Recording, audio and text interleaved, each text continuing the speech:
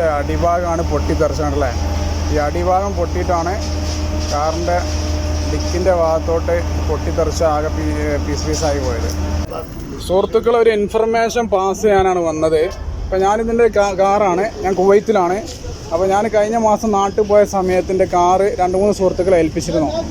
അപ്പം ഞാൻ തിരിച്ചു വന്ന സമയത്ത് ബാക്കിൽ ഇങ്ങനെ ഒരു ഹോൾസ് പൊട്ടി കിടക്കണേ, ഇവിടെ ഒരു ഓട്ട, അതുപോലെ ഇവിടെ ഇൻറ്റീരിയറിൻ്റെ ഉള്ളിൽ എന്തോ സാധനം കുടുങ്ങി, ഇവിടെ എന്തോ ഒരു ആക്സിഡൻറ്റ് പറ്റിയത് തോന്നി. പക്ഷേ സുഹൃത്തുക്കളോട് ചോദിച്ചിട്ട് ആർക്കും എന്ത് ചെയ്യുന്നില്ല, ഒരാളും ഒന്നും അറിഞ്ഞിട്ടില്ല, കണ്ടിട്ടില്ല എന്ന് പറഞ്ഞു. എന്തായാലും ഞാൻ വർക്ക്ഷോപ്പിൽ വന്ന് അതൊക്കെ ഒന്ന് ഓപ്പൺ ചെയ്ത് നോക്കിയ സമയത്താണ്, നമ്മൾ CBI അന്വേഷണം നടത്തിയ സമയത്താണ് സത്യത്തിൽ എന്താണ് സംഭവിച്ചതെന്ന് പറഞ്ഞത്. അതായത് ഈ ഒരു സ്പ്രേ ഞാൻ ബാക്കിൽ വെച്ചിരുന്നു. നാട്ടിൽ പോകുന്നതിന് കുറച്ച് മുമ്പ് ഞാൻ ഈ സ്പ്രേ വെച്ചിരുന്നു. ഈ സ്പ്രേ എന്താണെന്ന് വെച്ചാൽ നമ്മളെ എൻജിൻ അടിക്കുന്ന പോളിഷ് ചെയ്യുന്ന ഒരു എൻജിൻ്റെ പോളിഷിങ് സ്പ്രേ ആണ്. ഇതിൽ ഗ്യാസ് അടങ്ങിയ ഒരു ലിക്വിഡാണുള്ളത്. അപ്പോൾ ഇതിൻ്റെ അടിഭാഗം ഞാൻ താഴെ വെച്ചോണ്ട് പൊട്ടി തെറിച്ചിട്ട് അതിൻ്റെ പീസുകളൊക്കെ താഴോട്ട് പോയി. ഇതെന്ത് ചെയ്ത് അപ്പോൾ ഇത് ഞാൻ ഇവിടെ ആയിരുന്നു വെച്ചിരുന്നത്. ഇവിടെ ഒരു ചെറിയൊരു കുഴി ഉണ്ടായിരുന്നു. അപ്പോൾ ആ ഒരു ഇതിലായിരുന്നു ഞാൻ വെച്ചിരുന്നത്.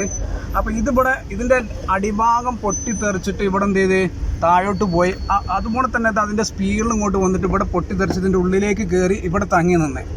അപ്പം ഞങ്ങളിന്നിപ്പോൾ ഇത് ഓപ്പൺ ചെയ്ത് നോക്കിയപ്പോഴാണ് ഈ സാധനം ഇവിടുന്ന് കിട്ടിയത്. ഇതിൻ്റെ ഉള്ളിൽ നിന്ന് തൊണ്ടി മുതലായിട്ട് കിട്ടി.